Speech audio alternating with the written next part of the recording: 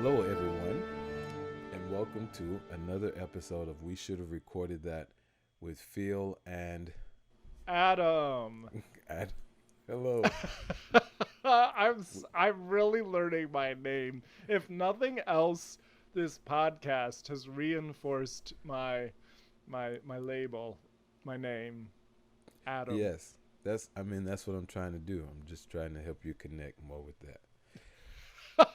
So, Thank you, Phil. I didn't realize that was your ultimate goal, but now that I've uncovered your ulterior motives, right. I'm sorry. I shouldn't have revealed that to you. I messed up. But anyway, so everyone, we're so excited that you are listening. I was checking the stats on our last episode, and we're about at 20 listens. And so thank you everyone who's is that 20 listens just of episode 6? Yeah. I think we had. That's good. I mean, we're recording this only 3 days after it was released. That's like 20 divided by 3 equals like 6. Almost 7. 8. Yes. Oh, she has spoken. Should we introduce our guest now? I'm sorry. I guess we can. So it's not weird. Like we're just talking to ourselves. All right. Well, let's put ruined it this way. No, Janette, you did not ruin it. All right. Dear listeners, this is the very first guest star on The Cert. We should have recorded that.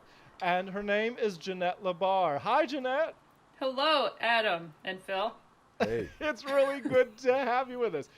We're going to more formally introduce Janette with her bio in just a few moments, but we might as well let her be a part of our antics here as we talk about our listeners and how they can engage with us. Phil, how can our listeners engage with us? So everyone, you can subscribe, comment, share, and like and follow at WSRTWPA.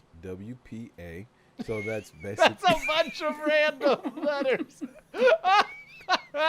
WSRTWPA,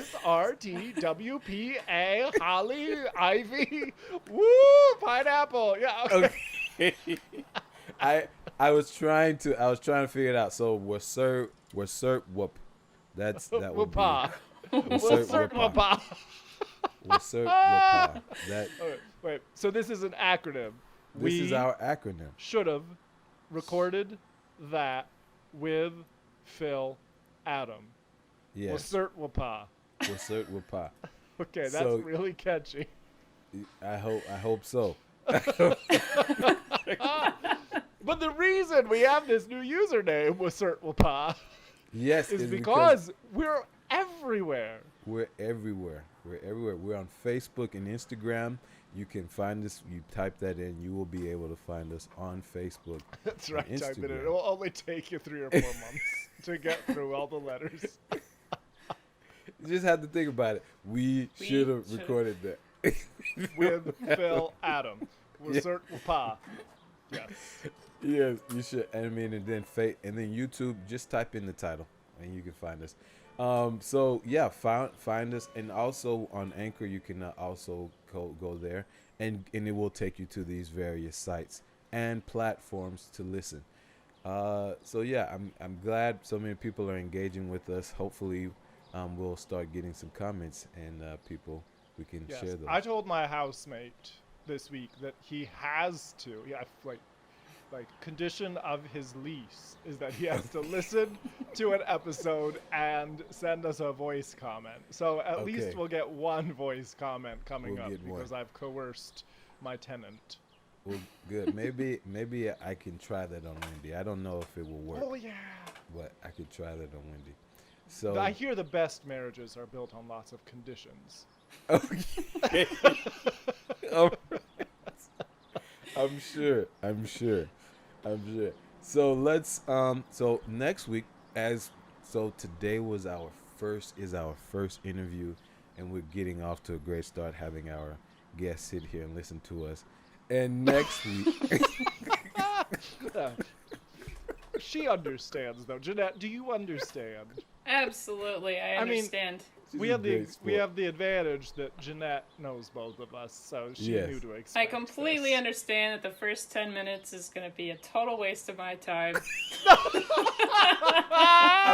I'm so watching the true. clock. We're not quite at 10 minutes yet. Yeah, Jeanette, 5 minutes and 50 seconds. Okay, let's. I'll speed it along. Next week, Oh, but this is actually seriously. This is exciting. Next week we have another guest star. Phil, you got to tell us Yes. about her. yes. My friend that I've known for a very long time, Asia Wiggins. She wrote an article, um, "Ode to Black Men," and I read it and I was like, man, this was really good. Um, she's a poet, and if you read that article, and we'll link it for next week. If you read that article, you can hear the poetry in that. And so next week we'll talk to Asia Wiggins, but that's next week. This week, Adam. This week. This week. Yeah. Yeah. This week, we are honored to have Janette LaBarre with us. Janette has a bachelor's degree from the school that I teach at and the school Woo. that Phil graduated from, Roberts Wesleyan College. A master's degree in music education from Roberts Wesleyan College, and she recently completed her Master of Arts degree in music leadership from the Eastman School of Music here in Rochester, New York. Some of the highlights of her work: she held an internship at the Aspen Music Festival and School, working in general management and operations. She was the founder and director of the West Side Chamber Orchestra. I mean, she truly has an entrepreneurial spirit, which is part of the reason we wanted to get her onto this podcast for the sake of our listeners. She is a board member of the Chaffee Summer School of Music, which I have taught for a number of summers now. She has been a college professor at various institutions and a K through 12 music teacher for a number of years. And most recently, she has been living the life of a freelance art media specialist, helping classical musicians to gain traction online, which is especially relevant during the COVID-19 pandemic. So now that I've shared all of the amazing, not all of, some of the amazing aspects of Janette's biography, I think, Phil, we should tell our audience how each of us knows her. Phil, how do you know Janette LaBarre? Yeah. So I met Janette. She taught music history, and I think that was where I first. Well, we interacted the most. We interacted the most at Roberts, and so like that's how we got to know each other. Janette, was he a good music history student? Absolutely. One of the best. Are you only saying that because we're No. recording this for posterity? No, he paid attention and took notes and did his did. homework. And that made him Sometimes. one of the best. He actually, well, yes. But no, I think how we connected actually was talking about faith matters after yes, class. yes. Mm-hmm. I was trying to steer him away from Calvinism. But that's a whole other You had quite podcast. the counterbalance in one of his other Yes. professors. That's right. Yeah. I'm talking about myself, dear listeners. And yes. how do I know you, Janette? Well, you and I, for a time, were undergraduate students together. Indeed. Are you a year older or a year younger than I am? I I don't think we were in the same I don't know. class. I I'm think 35. I'm older. I'm 36. Okay, so you're a year older. So, yes, we were for a time students in the same undergraduate school. And then our paths just they keep converging because then several years later, a number of years later, Yeah. really, we were both teaching together at the Chaffee Summer School of Music. And then several years really after that, so we saw each other periodically during the summers, and then several summers after that, or several years after that, I moved to Rochester, where you now are, and we were colleagues at Roberts. Right? So God just keeps our trajectories intertwined. We'll just have to be friends. It's a good thing I like you. Yes, you gotta figure it out. I love it. All right. So, Janette, thanks for being with us today. Would you just tell us a little bit about yourself and how you became interested in arts organization leadership? Sure. Well, first let me say, it's an honor to be your first guest. I've We been couldn't enjoying. be more thrilled, right? Yes, Yes. Phil? Yes. I feel very privileged. So, my interest in leadership really, I guess, started because I had some friends and colleagues tell me that they thought I would make a good administrator. And that came at a really important time in my life when I was really questioning which way to go. I have been putting off getting a doctorate now for a decade. So I'll just say, as someone who has one, keep putting it off. yeah. Just avoid Yeah. it at all costs. That's my plan. And so that was one major reason. Another reason was I had a series of complicated bosses. And I really thought, maybe we need training in leadership to be leaders, which I think is helpful.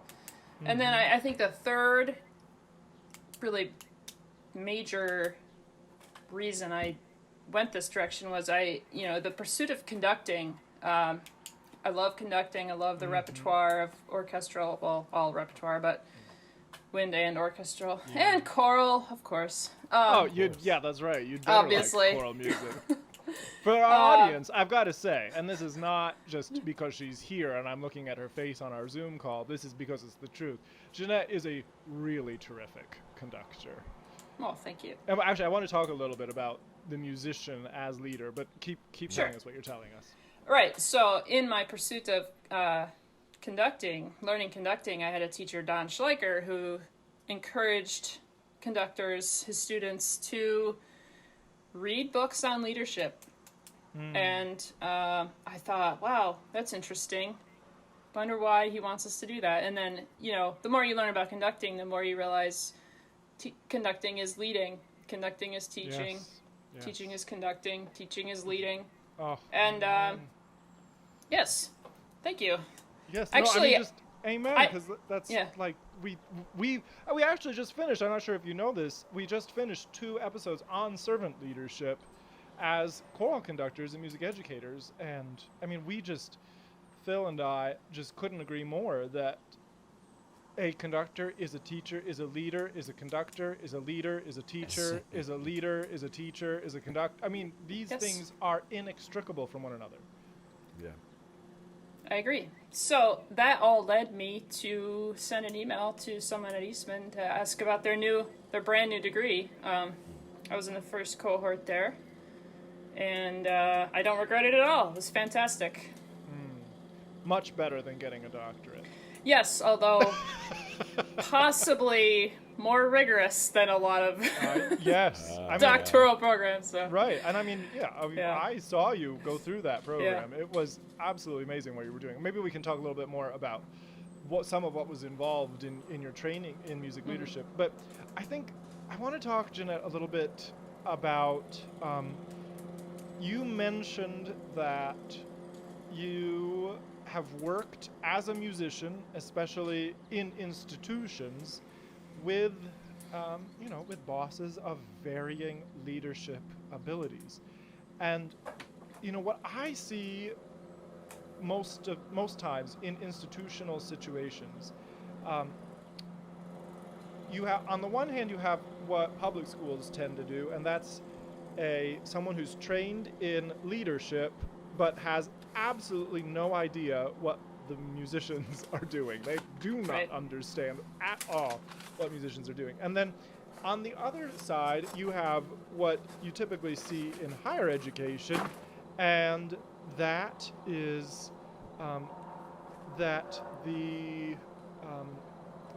in higher education you see a trained musician being put in an administrative role who has no leadership background. So tell us about why, how musicians who aspire to leadership can, what are their avenues to pursue? Well, I think musicians actually innately are well suited for leadership. And that's not just leadership within the arts. That's leadership across all sectors. I couldn't agree more because I want Janette LaBarre to run for president. I don't know about that. Anyway, let's not get into politics. But, okay, so, I think there are certain characteristics that musicians learn, or traits, or qualities, skills, that's what I'm looking for, that musicians learn along the way through singing in choirs, through ensembles, and that is, attention to detail, being able to see the big picture, being able to communicate to an audience, to a community, being able to read nonverbal communication off of people, which is a really important skill in boring corporate meetings. And then I think also being able to think strategically, to be able to come into a moment anywhere, along the path and say, oh, this is where we are. To get there, we should do these things. That's a very musical skill, Oh, we're starting at rehearsal J. This is the character I should be playing with. So I think a lot of those skills, they just tie over naturally into leadership when they're recognized. Yes, right. Sometimes I think musicians who maybe could learn more leadership skills, they often have those innate skills, but they don't recognize them as leadership qualities, and they try to come into leadership with head knowledge and overthinking and overanalyzing, and those. If they would just step back and say, all right, what skills do I have that tie over directly into making this decision already, Yes. They're trying to develop a new skill set instead of transferring the skill set they already have. Right. Yeah. Oh, that's so good. I've never thought about it that way before. I mean, that's at least part of it. There certainly are. I'm not saying that musicians, have all the skills to be great leaders. I think a lot of musicians maybe would approach things a little over emotionally or a little sensitive. Musicians over emotional? Never. Right. So there's especially the singers. I wasn't gonna say it. That's all right. I will. We should say, like, you've alluded to your interest in orchestral and wind music. You are a trumpeter, a trumpet player. Yes. And that was the instrument that that was the instrument that you did throughout your collegiate career, correct? Yep, and it's the instrument I still do. Right. Still, Yeah. I mean, I didn't mean to say it like I you do put it think, down. I mean, Janette doesn't have all of the, thankfully, all of the negative stereotypes of a trumpeter. Her have a ego lot of 'em. actually is in check, I think. So she's a Well, rarity in the trumpet world. Yeah, I think my ego is in check because the trumpet is so hard. It's just so hard. I can't do it. I can't master it. I don't think that's true. I but- play pretty well, but that's as much as I can say. But Yes. but I think the desire to be humble, it's good for all of us, because when we talked about this, before, just I think we're gonna all be learning and growing in our voices, or whether ensemble work. There's always something. There's always a new thing you can look at. Okay, I mastered my this embouchure. Okay, now you know I need to get more legato or something. I don't know, whatever. There's always something. Spoken like a singer. We definitely know all of the intricacies of trumpet playing. That was brilliant. I love it. Trumpeters never think about legato, Phil. Not necessarily in relation to embouchure. Okay. Yeah, well. I hear you though, Phil. I'm trying, but go ahead. Well, what I want to know, Janette, is, okay, so we are here on July 14th, 2020. We are in the midst of a truly unprecedented global pandemic. Here in the U.S., we are, record infection rates. The United States, I think we can all admit, has done a pretty poor job of controlling this pandemic, which has wreaked havoc on arts organizations. So, can you just tell us, maybe from that 30,000-foot view, how have arts organizations, artists, musicians, ensembles, whether institutional or professional, how have they adapted to this new and unprecedented situation? Yeah, it's been wild to watch so many organizations try to adapt, So I think initially, well, first let me say that I was reading recently that I think the majority of arts organizations, I think the average amount of revenue or security net that organizations have is about 2 months. So we're starting from there, right? I mean, certainly some have far more and some have far less. And that varies by size of the organization as well. So of course it's just a very complicated conversation. Right. So there's that as a starting point. Then you have the pandemic, which is just a tidal wave, just a tidal wave hitting arts organizations. So I think when the pandemic first hit, I remember, I don't know if either of you tuned in, but I remember the Philadelphia Orchestra coming on live streaming a concert to an empty hall. It was the full orchestra playing a Beethoven symphony, I believe. And, they stood up at the end, and to an empty hall, there's just no applause. They just looked at the camera. And I later heard a podcast with the executive director of the Philadelphia Orchestra, and he said, yeah, overnight we became a media company, And it just really struck me. So I think that's the first reaction that we had was, oh my gosh, we have to go online or we're toast.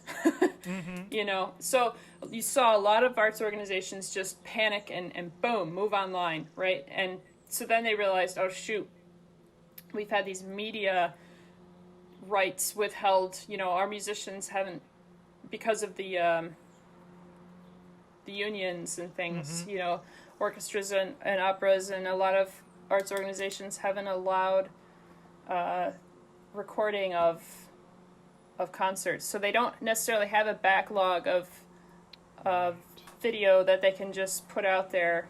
The occasional, like the Berlin Philharmonic has everything documented back to the 60s, Lucky so them. And the Detroit Symphony has, over the last few years collected certain things. So there are some organizations, but so that's, I think, why we're seeing a lot of these pop-up concerts in the living room with the principal cellist or, Herb Smith at the Rochester Phil. I think every Wednesday or something, the Rochester Phil is doing a living room series. Just to try to connect with patrons. And I think that those are all great things.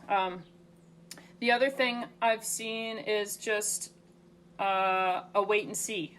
Like, Mm-hmm. we're just gonna stop and we're gonna wait and see. Yes. And I think that's where a lot of universities are. They're just waiting to see what comes down the pipe. And I think in the case of the Rochester Philharmonic Orchestra, like we were saying before the podcast, they are kind of, they have to wait and see what Eastman does because they share the hall. So if Eastman Theater comes out and says that they're only going to limit to 25 people on stage, it's going to dramatically affect the Rochester Phil. So, there's this waiting period. Right.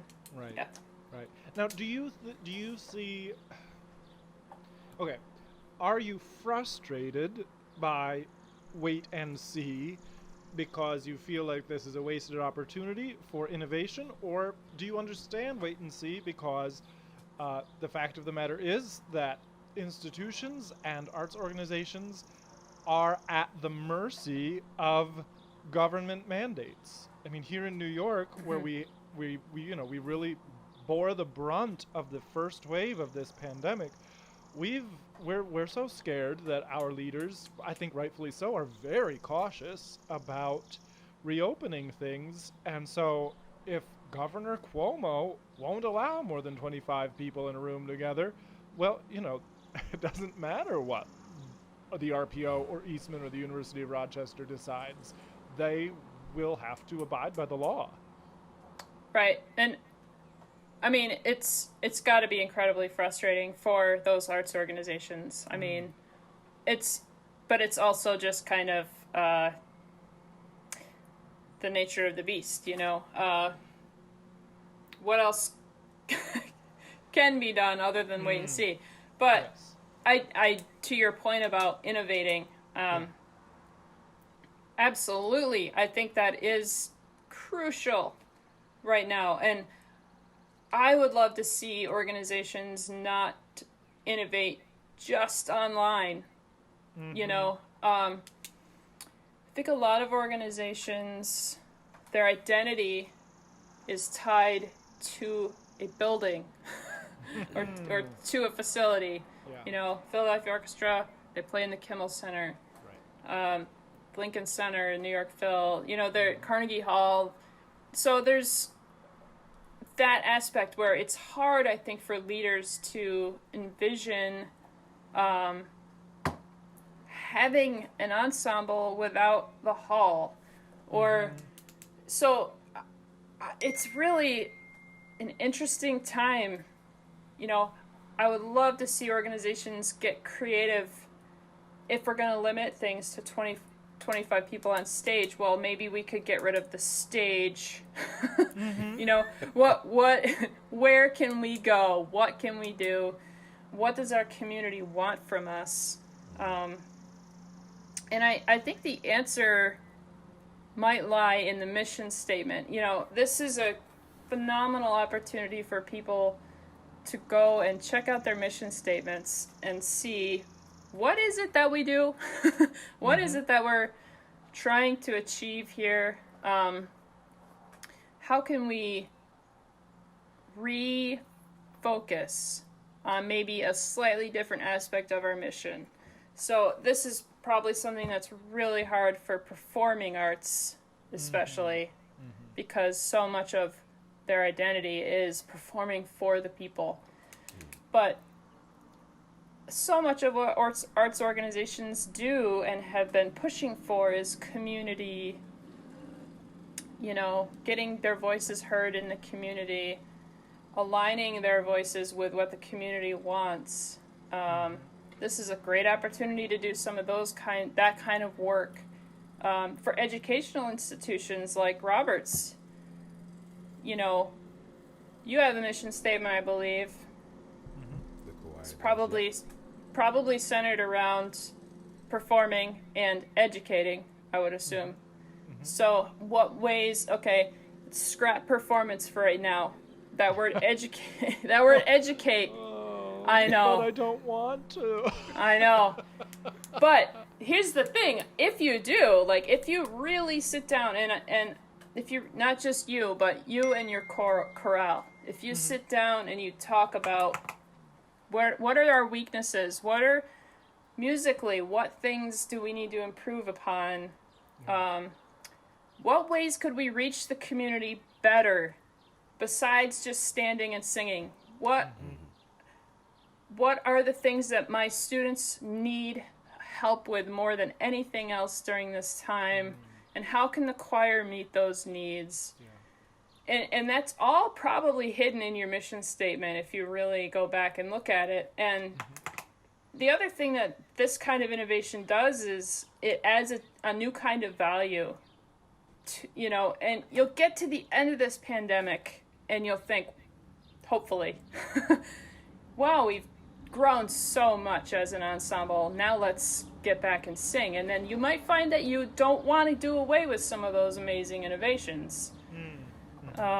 I was listening to the Barnes Foundation. They're a renowned art gallery in Philadelphia, and they in a hurry jumped on the media. They just jumped on YouTube and they started doing these. They take one video of a famous artwork, and somebody would just critique it and talk about it for 5 or 10 minutes, and those are all for free online. And their views are just skyrocketing, and now they have online classes, and their revenue is increasing because of those online classes. And they're saying, well, we actually don't want to give up some of these things once the pandemic is over. So I think it is an opportunity. You just have to be willing to start over.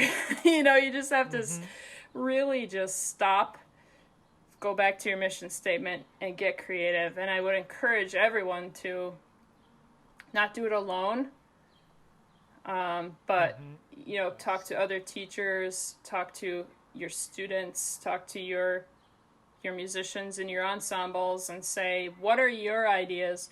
Where do you see our weaknesses? And it's going to be, if it's done well, it can, I think, have a huge positive impact on the community, not just online, but on in your local community and for your students.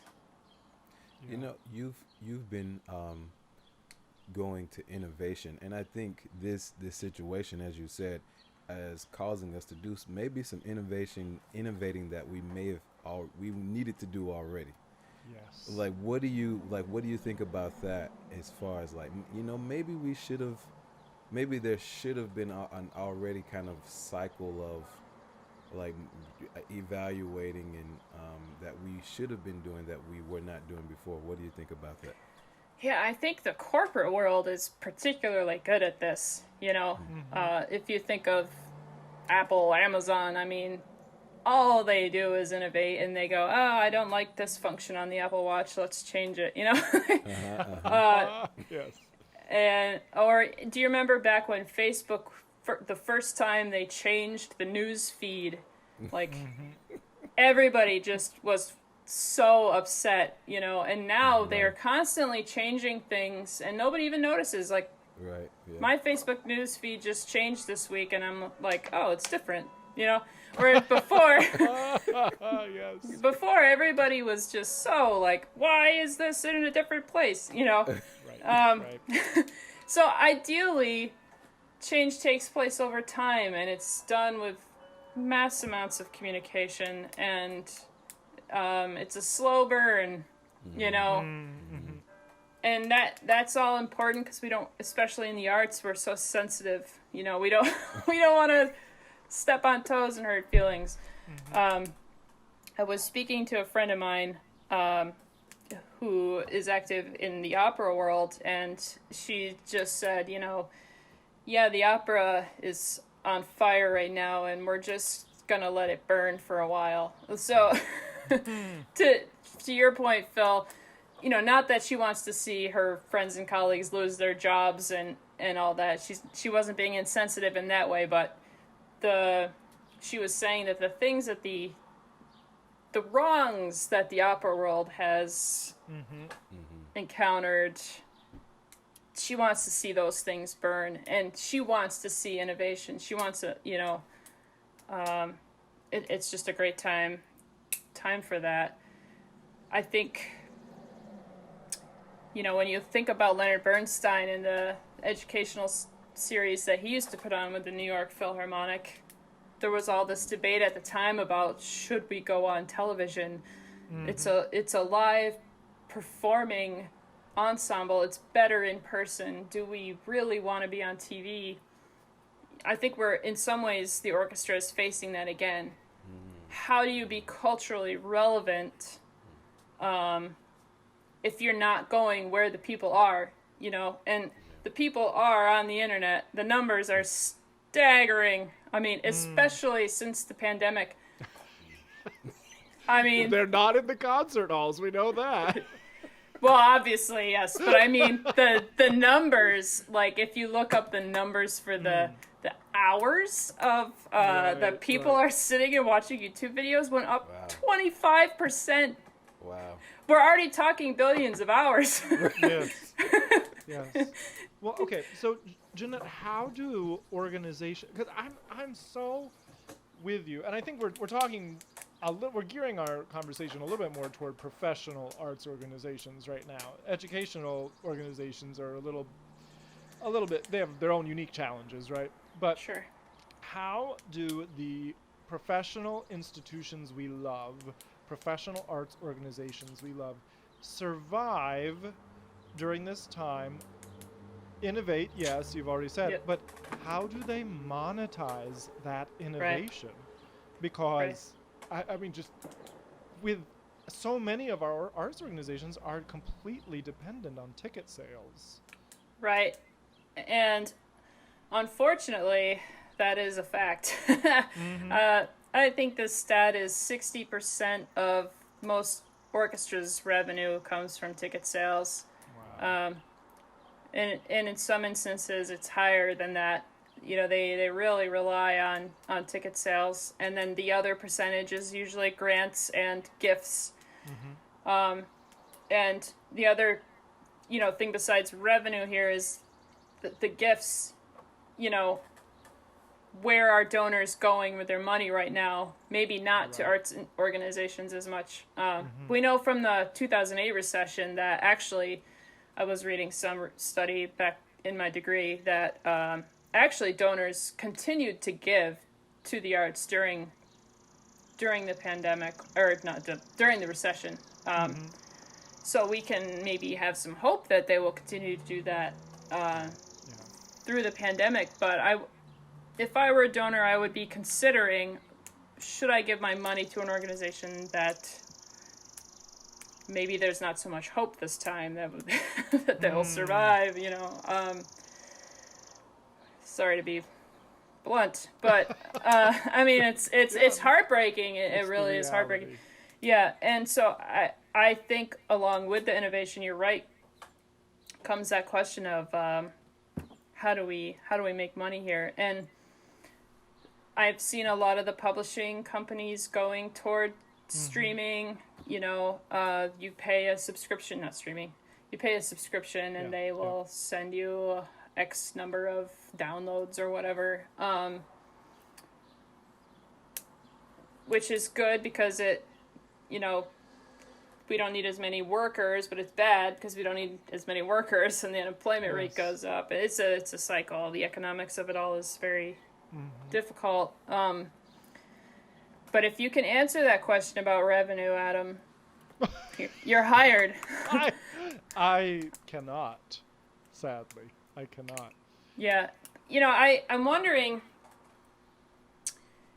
if this is the time for small organizations to really make it. The ones that are already so lean. Solo chamber groups. People love going, small gatherings in a big living room, paying $100 a ticket to hear a string quartet. There's already a lot of that going on prior to the pandemic, and I can see maybe the arts being really relevant and successful in those venues. I don't have an answer, of course, for the larger organizations like operas, and but it's going to be fascinating to watch and see what kind of innovation does happen, because I think, as I was saying earlier, musicians are the best at innovating, and once something catches on and once somebody finds a solution, it's gonna happen. It's gonna take off. I hope. That's the hope. Yeah.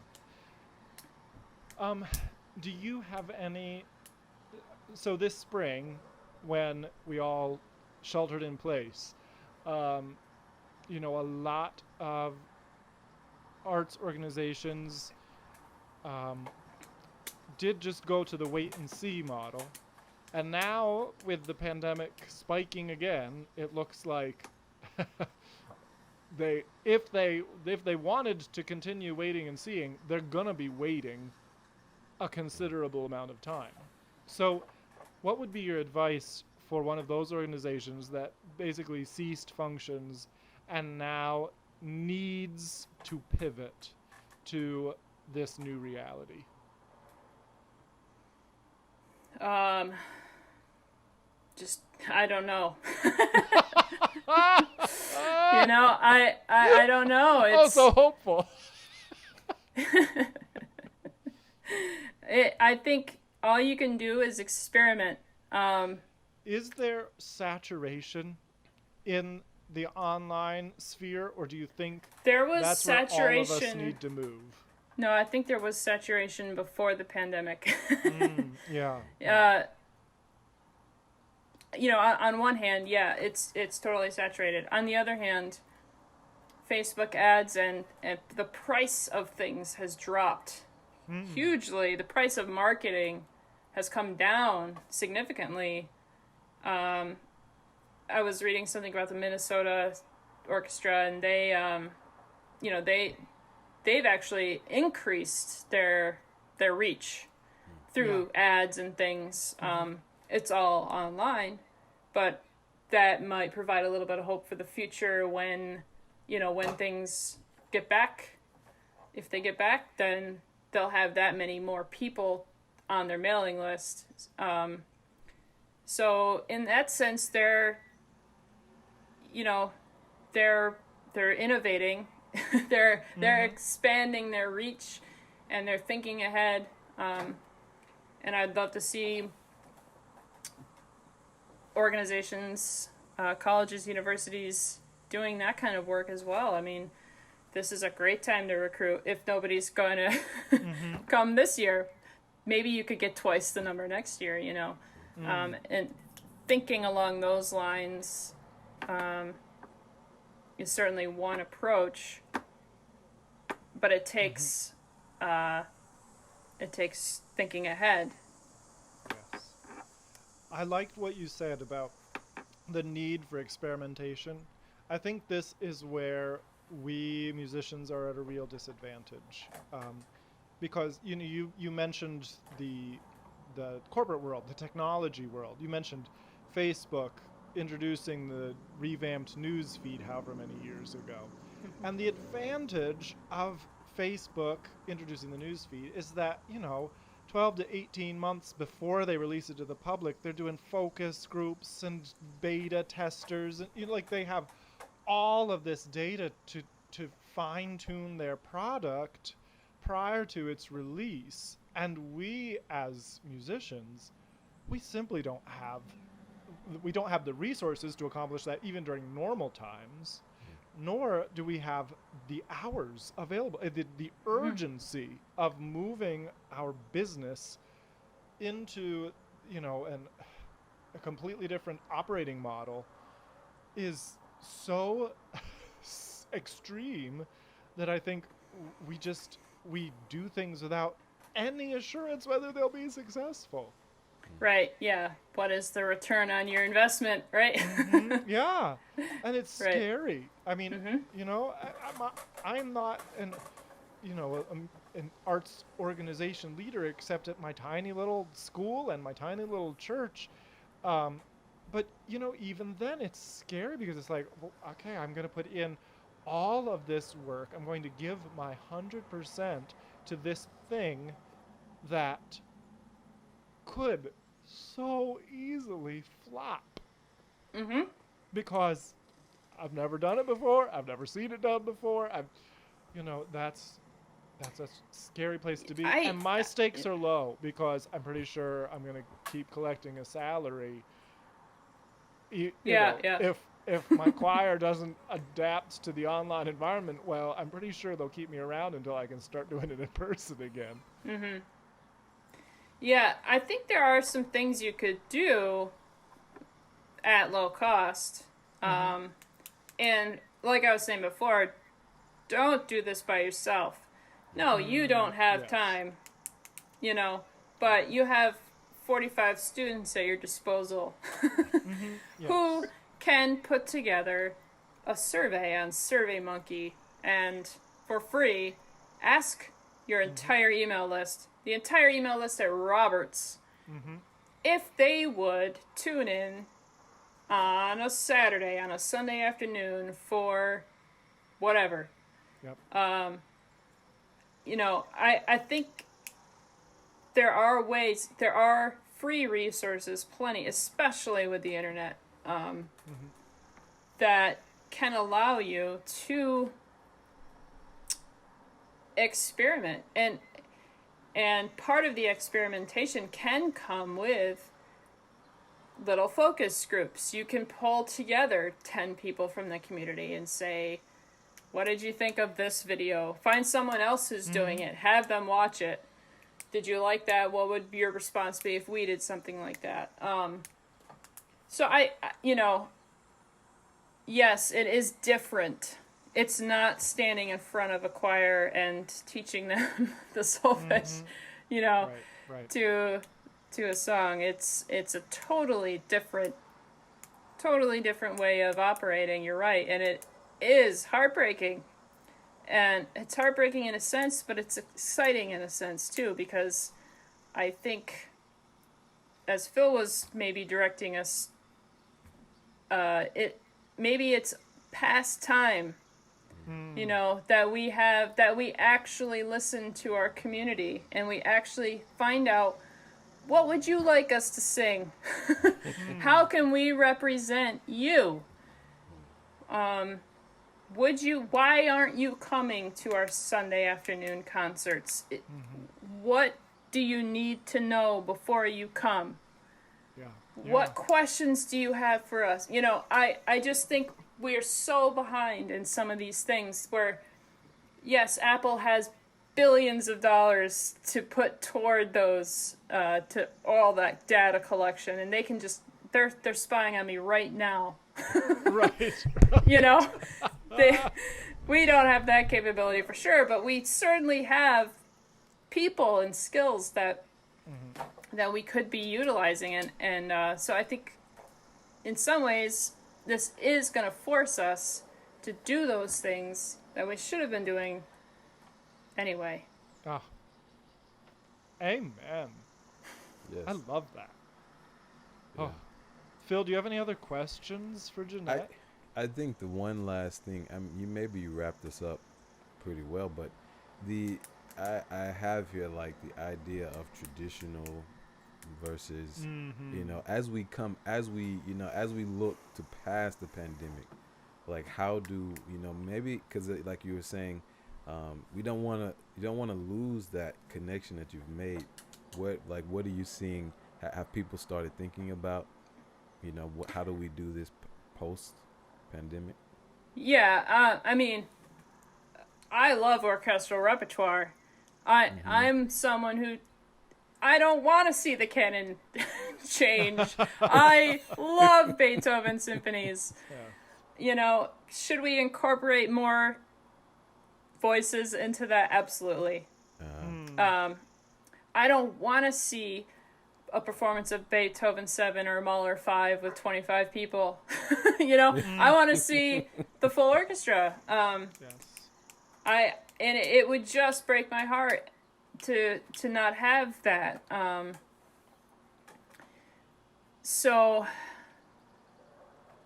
yes, I think we'll get through it. I don't think that at the end of this pandemic we're gonna not have any orchestras around in the United States. If that happened, they'll start back up. Like there's far too many phenomenal musicians in this country and in this world that I don't think are just gonna say, "Oh, I guess we're done."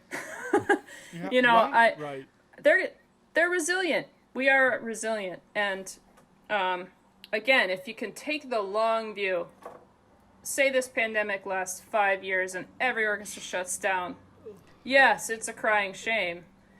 I don't think it's the end of the orchestra. I really don't. Right, I hope, right. I won't let it be, and Yes. I know I'm not the only one, Right. for sure. So you just have to get over the panic and think, okay, 5-10 years, what's the scenario? In that time, there's going to be more corporations making more and more money. There's going to be donors who've held on to their money because they don't know what the economy was going to do, who all of a sudden are going to be like, actually, I tripled my money during this time, and so here, there's always going to be people who give. There's always going to be people who want to listen to classical music, and there's always going to be people who want to perform.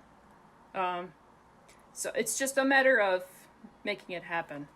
And in the interim, what can we learn? How have we failed in the past, and how can we make the appropriate changes so that 5 years from now, when we come back, we are twice as strong. Yes. Yes. Janette, thank you. Thank you. This has been fun. I'm glad you Talking enjoyed with it. Phil is fun, isn't it? It is. I miss Phil. I do too. I miss you all too. I hate that I'm not in Rochester, but I really thank you for joining us. Well, I This mean, is you very wouldn't be able to insightful. see us anyway. We're all sheltering in true. place. It's true. That is true. I have seen Adam one time for 5 seconds in my driveway. That's right. So And she was handing me things with a Clorox wipe in I her was. hand. Yes. Oh, all right. Well, Janette, would you play along? We always end our podcast with 2 final segments. The first is called Current Events Corner, where we reflect on a headline from recent days, and the second is What Did We Learn, where we talk about something that was mentioned during the episode. So, would you play along and join us? absolutely. Beautiful. Phil, how about you go first? What's your current event? Okay, I'll make this one quick, but I don't know. You both probably know the actor Will Smith, right?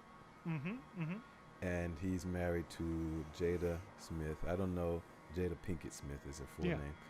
There was a kind of controversy around Jada Smith and her in her relationship with this musician, and there was some speculation that Jada and this musician had a relationship, and yes, very, very, very spicy. And so Friday, Jada and Will released a video talking about that, and she basically admitted to having this relationship. And I was listening to some people talk about it, and I think some people had some pretty constructive things to say that, we look to celebrities to as gurus of everything that we need in life, like that they can answer all our questions. And and I've always like questioned that, like why do I need Steve Harvey to give me advice? I don't, but Steve but Harvey. yes, yeah, exactly. Because of his credentials, of course. Right. Because he's so funny. Yes, because he's so funny. That's why we need him.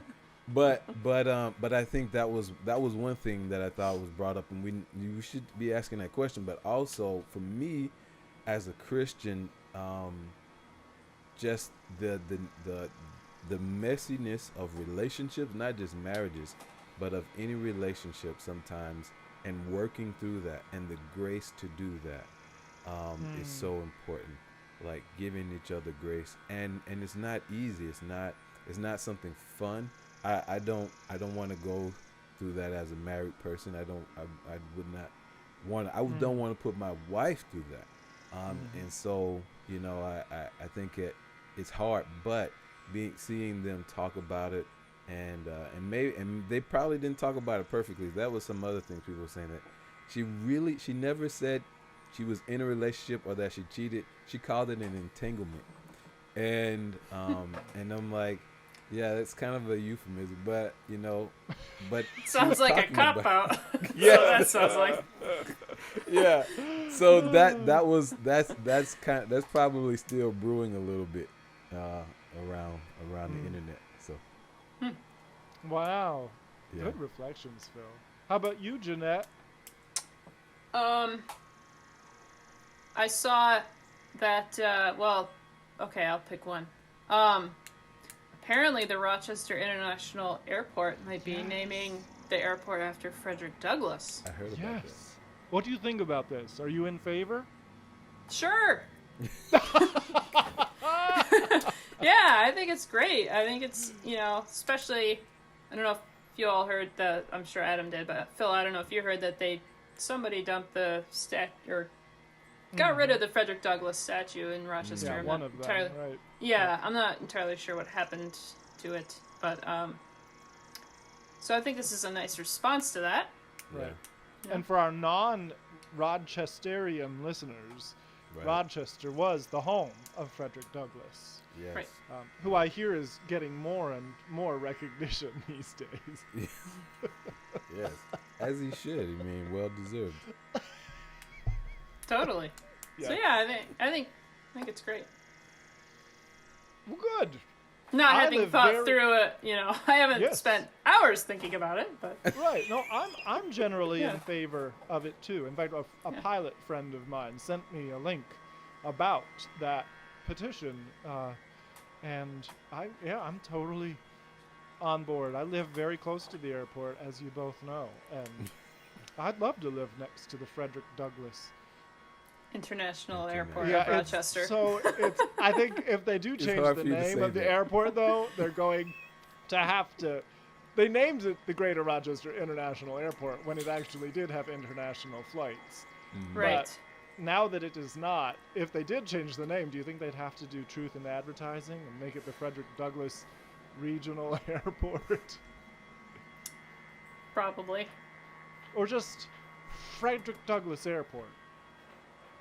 As long as the acronym doesn't change. Yeah, ROC It needs is to kind stay of ROC.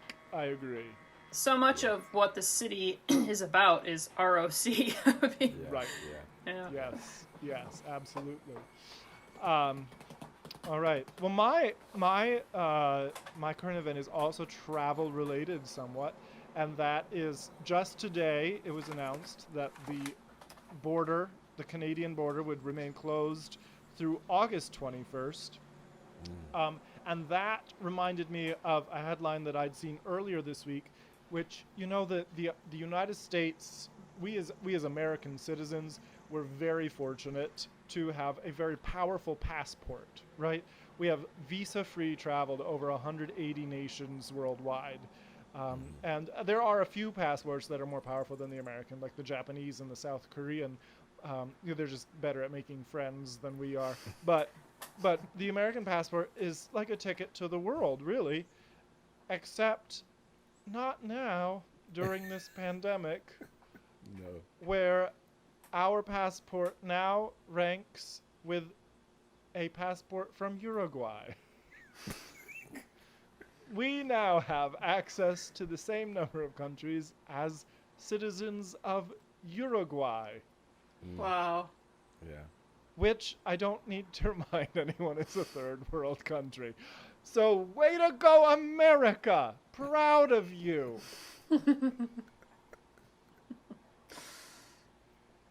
That All is right, funny. that's my current event.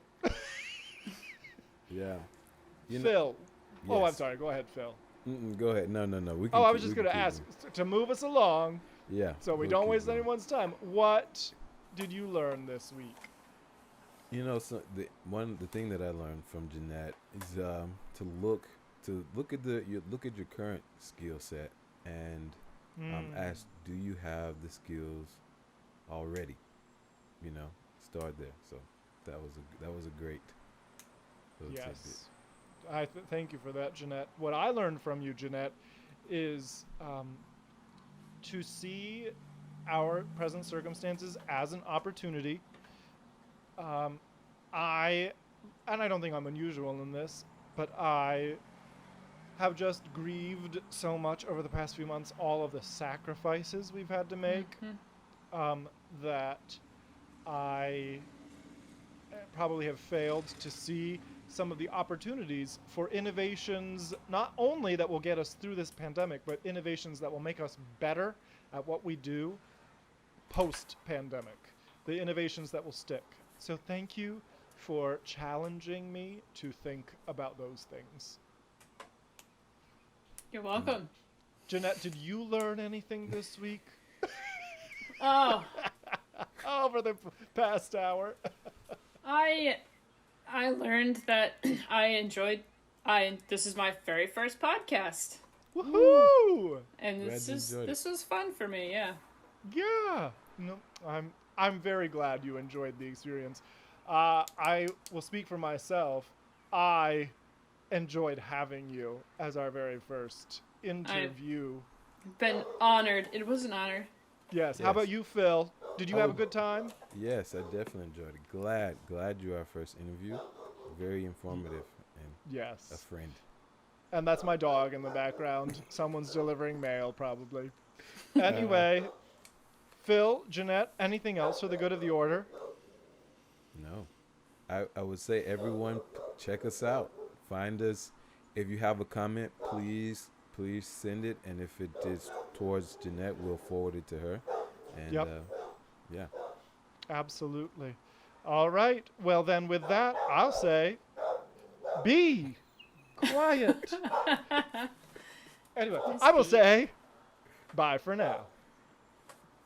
Adios. Hello, listeners. If you would like to reach out to Janette, her email address is JanetteLabarre@gmail.com. Again, that is Janette LaBarre@gmail.com.